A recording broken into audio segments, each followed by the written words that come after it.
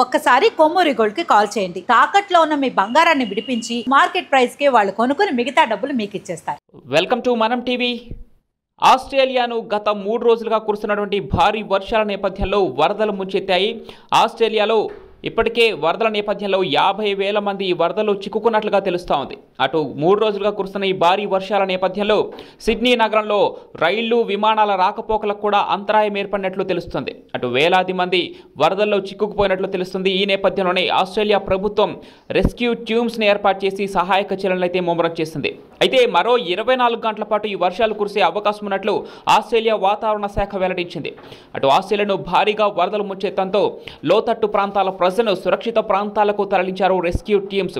South వేల్స్లో భారీ వరదలతో 4 మృతి చెందినట్లుగా తెలుస్తోంది. అధికారిక అంచనాల ప్రకారం మృతుల సంఖ్య పెరిగే అవకాశం ఉన్నట్లుగా కూడా ఆస్ట్రేలియా ప్రభుత్వం వెల్లడించింది.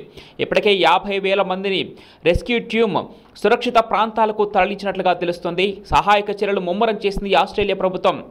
ఇప్పటికే ఆస్ట్రేలియా వ్యాప్తంగా సిడ్నీ కావచ్చు, సౌత్ వేల్స్ కావచ్చు, ముఖ్యంగా పెద్ద పెద్ద అపార్ట్మెంట్లు కూడా నీళ్ళలో మునిగినటువంటి దృశ్యాలు మనం స్క్రీన్ పైన క్లియర్గా చూడొచ్చు.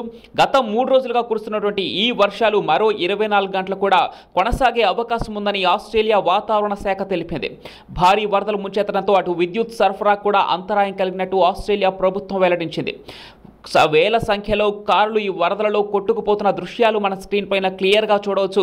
ఇప్పటికే అక్కడ ఉన్నటువంటి సిడ్నీ నగరం కావచ్చు, వేల్స్, సౌత్ వేల్స్ కావచ్చు, ఇక్కడ స్కూల్స్ కూడా సెలవులు ప్రకటించినటువంటి నేపథ్యంలో భారీ వరదలు ముంచెత్తిన నేపథ్యంలో స్కూల్స్కి అటు ప్రభుత్వ ఉద్యోగులు కూడా సెలవులు మంజూరు చేసింది ఆస్ట్రేలియా ప్రభుత్వం. ఈ భారీ వరదల నేపథ్యంలో రెస్క్యూ ఆపరేషన్ ముమ్మరంగా కొనసాగుతుంది. ఇప్పటికే 50,000 మంది ఈ రెస్క్యూ ఆపరేషన్ నుంచి రక్షించబడ్డారు. ఈ భారీ వరదల నేపథ్యంలో ఆస్ట్రేలియా ప్రభుత్వం అప్రమత్తమైంది.